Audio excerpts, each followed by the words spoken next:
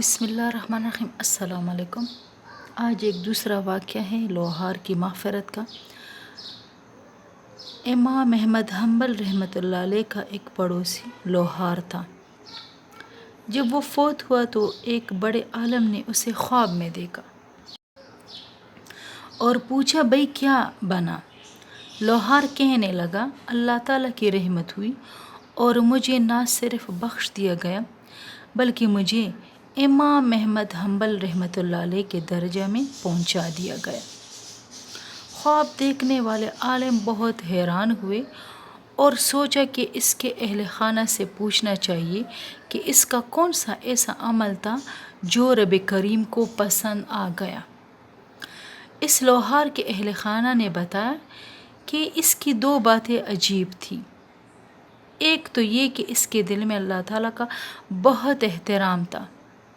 جب یہ لوہا کاٹنے کے لیے ہتھوڑا سر سے بلند کرتا تو اس وقت اللہ اکبر کی صدا سن لیتا تو ہتھوڑا نیچے رکھ دیتا، اب میرے پروردگار نے بلا لیا ہے۔ دوسرا یہ کہ جب رات کو گھر آتا اور دیکھتا کہ امام صاحب اپنی چھت پر نوافل پڑھتے اور عبادت کرتے ہیں تو یہ دل میں حسرت کرتا تھا اور کہتا کہ میں کیا کروں، میرے بچے زیادہ ہیں، اگر میں کام نہیں کروں گا تو ان بچوں کا کیسے انتظام ہوگا؟ اگر میری پیٹھ ہلکی ہوتی اور بچوں کا بوجھ نہ ہوتا تو میں بھی اس کی طرح عبادت کرتا، راتیں گزارتا۔